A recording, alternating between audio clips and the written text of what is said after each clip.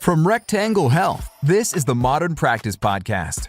Every episode, we tackle a timely topic to help you stay current and simplify the business side of healthcare. Without further ado. Hi, everybody, and welcome back to the Modern Practice Podcast presented by Rectangle Health. Hope you're all doing well. And as always, before we get started, I just want to thank you for your support and feedback. We greatly appreciate it. Today, we're talking cybersecurity at your practice, and to help us better understand risks, course of action, and why this needs to be top of mind in the healthcare industry now more than ever is Brad Deflin, founder of Total Digital Security.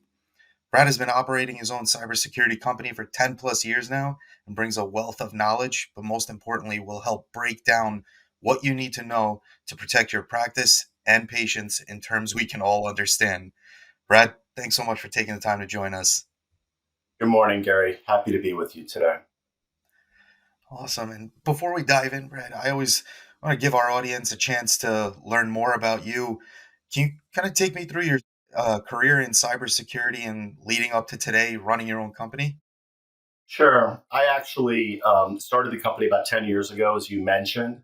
That was after a 25-year career with Wall Street firms in a variety of senior executive positions, where I had a purview of technology systems as the industry was evolving. And then by the time we got into the late 2000s, early 2010s, we started to see cyber risk come in a very big way. And by 2013, I decided to start Total Digital Security to start to address some of those concerns. I'm really glad we're connecting here today because, as you just mentioned, cybersecurity, cyber attacks have been on the rise. And as you know, healthcare practice staff, no matter what position they hold, are wearing multiple hats in their day to day. So time is not on the staff members' side as they manage so many daily duties. Cybersecurity is not always top priority. So my goal for this episode is to really level set and allow our listeners to understand what they are potentially up against. And I want to start with the people behind these cyber threats. Who are they? Who are the bad guys? So the bad guys are no longer just the 400-pound guy in the basement, right? I'm sure there's still an element, but really these are global criminal syndicates. And a lot of the traditional global syndicates that have been around forever, whether they've been in drug running, bank robberies, or you name the crime, have retooled over the last 10 years or so to get into cybercrime, because when you think about it, it's the perfect crime. You can do it from anywhere. Walls, borders, jurisdictions really don't matter. It's a faceless crime that leaves no traditional evidence forensically. And in a lot of cases, the loot, if you will, is in digital currency. And digital currency is the perfect criminal bounty. That is, it's portable, it's liquid, and it's anonymous. And a big challenge for traditional criminal syndicates is, how do you move the cash around? How do you launder and make that cash legitimate? Digital addresses a lot of those concerns. So now today, these are professional, very smart criminals that maybe are not necessarily really well versed in technology, but they hire or contract others that are really well versed in technology in order to conduct their exploits. And so we know who they are, but let's talk about who they target now. And the reason I want to shift there is because I was always of the mindset that, you need to be this Fortune 500, Fortune 100, whatever company to really need to focus on cybersecurity, but we know that's not true. Can you talk to me about the risk in being a small, let's say, single location or 2 to 3 location healthcare practice? Are these smaller businesses truly sort of like that low hanging fruit for a cyber criminal? Yeah, very much so, Gary. And honestly, that was the impetus for me getting into the business. In 2012 or 2013, I coined a phrase, the democratization of cyber risk. And what I meant was that previously, the 25-year history of the IT security industry was really all about the enterprise, the Fortune 100 companies, the Pentagon, military, sovereign states. And what I saw in my positions on Wall Street was now they were targeting really anybody, especially those that may have some assets, money in motion, or critical information. And that democratization of cyber risk was game changing in terms of the battlefield. And we realized that so many were unprepared and were still in the mindset that it's somebody else's problem. Somebody else will fix that. I don't really need to worry about that. And there's still a large component. We fast forward today, we still read headlines about the hacks at the IRS or some name brand because that kind of sells headlines. But the fact of the matter is, well over 80% of the incidents and the damages are way downstream and conducted in volume, yeah, against many, many different targets, looking for some probability of success. And yes, further downstream, they are considered low hanging fruit, underprotected, not as aware as they should be. And when you can do these things in volume, you don't necessarily need one big strike. You can get many, many smaller strikes and do just as well or better. Yeah, that makes total sense. And it perfectly explains why healthcare is a prime risk, prime area of the target, because, like I said earlier, these practices are, often understaffed, overworked, having staffing issues and retention issues. So their minds are not really in that space to think and be alert when it comes to cybersecurity. And something you mentioned when we first connected and started talking about bringing this episode to life is, I wrote it down. You mentioned this tsunami of activity in cyber attacks in recent years. Why is the bigger wave of threats and attacks happening now? Well, first of all, so many more people are connected. Maybe 5 out of 7 billion people on the planet are now connected to the internet. Additionally, more and more devices are connected. It's not just our computer, laptops, and phones, but it's our Ring doorbells, our IP security cameras, smart homes, smart offices. All of those internet connected devices are essentially on ramps for the bad guy. So it's becoming easier, it's becoming more profitable, and the pool of potential targets is just massive. And that there's actually an element of another side of the coin to that, where the pool of potential targets is so massive. Many of these cyber criminals go after the low hanging fruit. And when you are not the low hanging fruit, they will move on. It's kind of like if you're the only home in the neighborhood that has a fence and a German Shepherd and an armed guard, and every other neighbor has an open front door. What's the bad guy going to do? He's going to go buy your house and go on to the next one that's a little bit easier. There's still a big component to that in cyber risk. Yeah, it sounds like they take the path of least resistance to just keep their attacks going and keep their momentum going. And I want to get into some specific types of attacks. Are there some that are more common than others? And we're hearing ransomware attacks are the biggest threats to specifically medical practices right now. Can you talk to me a little bit about that? Sure.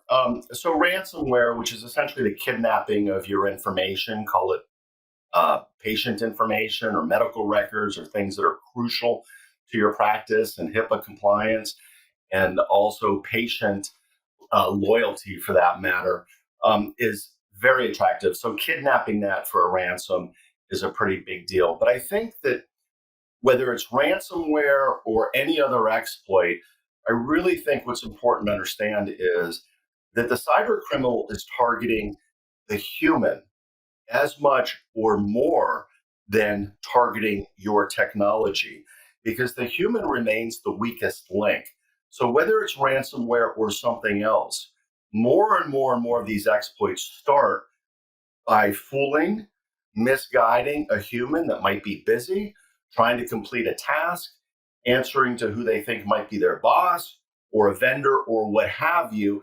And that's where the problem is generated, not because a server was hacked or an email account was hacked. Those things happen and we have to be aware of those, but because the human was hacked.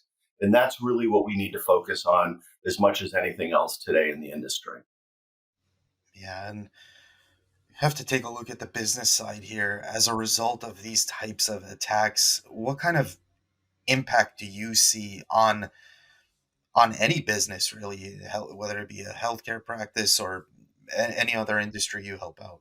It can be devastating in so many different ways, financially, reputationally, emotionally, and just in terms of convenience or burden of getting through. It can take years to unwind these things. And a professional practice in the healthcare industry, it's incumbent on you that if one patient record is stolen, you got to tell every single patient that that record was stolen. And so the regulations are very stringent. And again, whether the hack is a medical office, a person, or anything in Fortune 100, it is enormously expensive to recover, and it has other effects that that have a long tail and long lasting. And it's unfortunate because there's an asymmetrical battlefield here. Remember, hackers only have to win once. You have to protect 100% of the time. And so that requires not only the best in class of cybersecurity technology, but people and staff that are aware, that get it, and have really a new set of life skills to counter this new face of risk that we're seeing today. And now with AI, Gary, the next couple of years, we are going to see things we've never seen before, exploits we've never seen before, damages we've never seen before. And if not now, I don't know when is going to be the best time to get ready, because it is at hand, literally at this moment. Yeah, it's pretty scary stuff there, especially with developments in AI. I want to kind of go back to something you just said a little bit earlier about the human being impacted. And if for, let's say, a dental practice or any medical practice, let's focus on the humans that are being treated, the patients. Sure. If they fell victim to this kind of attack, how are the patients impacted short and long term? Um, in so many potential ways, data is interesting because the more you have, the more valuable your set of data is. Unlike, let's say, money. If I have $1 and you give me two more dollars, I have $3. With data, if I have one set of information, but you give me two more sets of information, the value of that information, because we can cross check data and look at it from different ways, goes up exponentially. So all of our information has been stolen. All of our information on some levels available on the dark web, whether it was stolen from the IRS or Equifax or Home Depot or anybody in between, it's out there, it's being traded. When you add really personal elements like medical information, it's really impossible to tell how that information will fit into the other sets of data. And now with AI that is creating exploits based on the data that you feed it, that we would never even, the most innovative, creative criminal in the world, would never dream of an exploit that AI can come up with as a result of connecting all these dots. It's kind of like when the internet came out, we couldn't even imagine how it was going to be used. We had a very naive, basic level. I remember very smart people saying, wow, that internet thing's pretty cool, but I don't think I'll ever need it. Right? It's the same thing with AI. Wow, but we can't even imagine how it's going to be used, much less in a criminal manner. So the point is, we've got to shore in this information. We've got to have our people on their toes, and we've got to be prepared to see things that we've never seen before, because that's what AI does.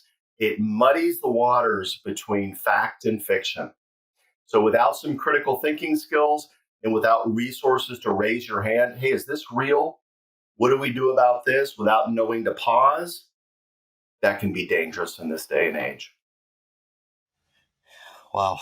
Thanks for that, Brad. And I just want to reiterate, we're not here to scare anyone. This is Right. strictly to raise awareness, bring about good habits and strong mindsets so practices have some peace of mind. And Does that peace of mind require having a full-time IT or cybersecurity specialist on staff? It doesn't. And I think here's the most important point I can make today. Cybersecurity technology is amazing. It has come so far in 10 years, and it has the benefit of AI and machine learning and collaborative threat intelligence, and a lot of things that it did not have the benefit of when I started 10 years ago. Cybersecurity technology is taking care of itself. You do have to expose yourself to that and maybe come up the curve a little bit in terms of, well, what's out there, what's suitable for my environment or my practice. But you can handle that. That can be done. What you have to know is that the technology is out there and it's up to the task. What we do with the bigger task, I think the harder challenge is to change ourselves and to change those around us. And to your point around fear, there are reasons to be afraid here. However, you can very much look at this matter as being empowering. That is empowering people to think a little bit differently, to be a little more informed and educated, and to develop critical thinking skills that don't just apply in the office or at the practice, but across their life, because this risk does not go away for you, even as an employee, much less the doctor, when you leave the practice and go home. This risk is in the ether, if you will. It is out there everywhere because every device is connected and we have so many networks. So these critical thinking skills will apply throughout life. And we should, positively empower people to understand there is technology that will handle this risk and we can help you come up and incorporate life skills that will make you better personally and professionally. I definitely want to get into some of those life skills, but before we get into that, I want to ask you, so today, like right now, what are some steps that a practice can take to fortify the defenses, so to speak? Sure. So I'm going to go to the most fundamental levels, and this will be repetitive for many, but that's for good reason because these work. And without these certain elements of best practices, all bets are off. And that includes passwords. Okay. Passwords are the keys to our kingdom. When you leave your home, you might have to lock the door, double bolt it, turn on the alarm system, maybe make sure the gate is closed. Maybe a little bit inconvenient, but you do it because you're protecting your castle. It's the same thing with our passwords. So the bad news is a good password has to be more than 14 or 15 characters. Anything less can be hacked like that. And it has Wow. to be unpredictable. That is, it can't be your pets' names, your kids' names, the address that you grew up at, the phone number you had when you were a kid. They know those things. And password hacking technology will cycle through all that information in a nanosecond to try to crack it. The best approach, though, is to use multiple words put together that might put something in your mind's eye to help you remember it. For example, I'm going to make one up right now. Monkey Moon Beach 2023 exclamation point. That's a great password. It's unpredictable, yet in my mind's eye, I see a monkey sitting on the beach on the moon in 2023 with an exclamation point. Now, I'm still going to write that down and put it in my sock drawer is my master password, but it's a great password and it's very effective. Number two, use a password manager. Take 45 minutes to learn to use a password manager, and I guarantee you, your life will be infinitely more secure, much less convenient. Take my word for that. Thirdly, finally, you've got to use two-factor authentication. When you use two-factor authentication, which means not only do you need to know the password, but you need to have a device to confirm that with a code. That lops off so much of the risk. Microsoft will say well over 90% of the risk of an account being hacked when you use two-factor authentication. So a little bit of inconvenience, but the trade-off is so well worth it. Those fundamental basic practices are a must to begin with. Yeah, it's funny you mentioned that. I was just recently speaking to my wife about accessing the apps in our phones, and a lot of them are now even requiring that two-factor authentication. You can't even get into your accounts or anything without it. So it's really great advice there. And I kind of want to now shift back again to when we first met. You mentioned that teams that manage cybersecurity well, that take those skills with them, Mhm. whether they stay in their current roles or move to a completely different industry. And you mentioned it a moment ago, new life skills. Can you just expand on that a little bit? Sure, sure. So, we teach our kids not to walk down dark alleys or cross busy streets, right? The very fundamental life skills, and those are still appropriate and have been, forever. But what's new, what I would call this new face of risk, which is digital and pervades everything we do personally and professionally, as leaders, as parents, as heads of households, as organizational leaders, we've got to encourage new life skills that are related to the digital realm. And that goes back to passwords, it goes back to two factor authentication, it goes back to awareness, it goes back to understanding that with AI, you really can't trust anything. You determining what's fact and fiction just at first glance is going to be really challenging. So you've got to know, well, this is someplace that I pause. This is someplace where I raise my hand. Do I have a resource with an IT company, or do we use, in our family, a personal service, what have you, to ask, is this legitimate? Do I respond to this? And if in doubt, delete it out, right? They will find you. But the other thing is, if you feel yourself sort of in a hurry, under pressure, that again is a little bit of a red flag to say pause, right? Let's reassess and let's make sure that our next moves are the right ones. That's going to take some training, that's going to take some sort of soft tissue work and some practice. Nothing terribly complicated, just some change for individuals to embed in their everyday skills. Yeah, that's really insightful and great advice. And I think habits will form Right, if you just exactly. keep at it. So, as with anything, Brad, last question before we wrap up here, and you've already touched on it. Um, what does this next wave of cyber threats, let's say in the upcoming 2 years, Yeah. look like, and how big of a role does AI play in it? Meaning, how is it going to be used? Yeah.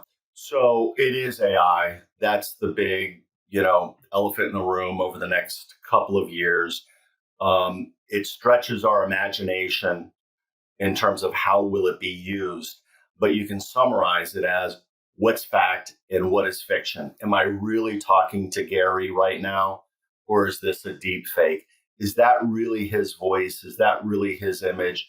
Is this email really from FedEx or the electric utility, right?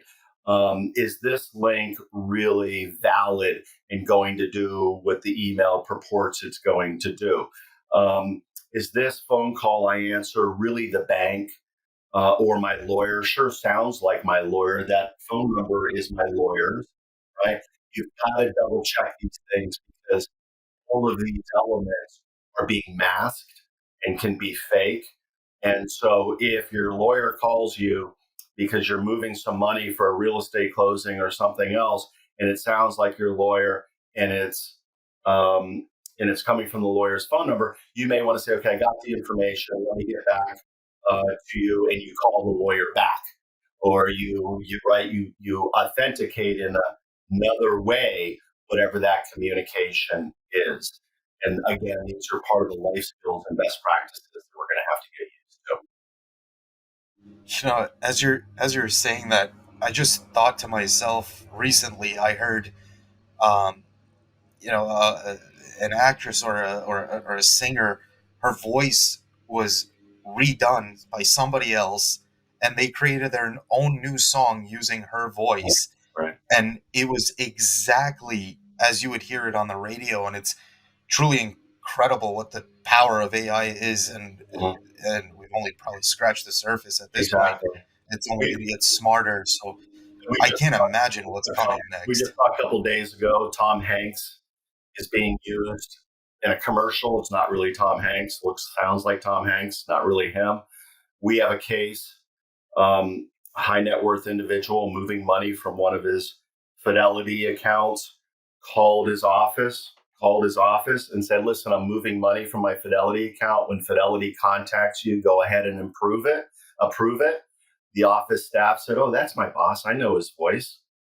It was a deep fake. They approved it. The money left. And that's the end of the story. And that's not even in a Fortune 100 company, right? That's just a private individual. Right. Yeah, there's lots to think about, and even more motivation to get in the right mindset, develop the right culture and skills to protect your patients, your staff, your practice, Your practice, yourself. right? So, Brad, I want to thank you for taking some time to join me today. I think this was very insightful. I'm going to add links to your LinkedIn profiles and Great. site in the episode description for our listeners to connect with you and learn more. Again, super insightful, and I hope we can chat again real soon. Thanks for having me, Gary. I enjoyed it. My pleasure. One final note, if you enjoyed today's episode, be sure to subscribe, like, and leave your feedback on your preferred streaming channel. Your comments, questions, and reviews are always appreciated. And be on the lookout for our next new episode coming up soon. Thanks for tuning in. Till next time, everyone. Thank you for listening to the Modern Practice Podcast. If you enjoyed today's conversation, subscribe on Apple Podcasts, Google Play, Spotify, or SoundCloud for new episodes. And follow Rectangle Health on social media for more helpful information, news, and event details. Thanks for tuning in.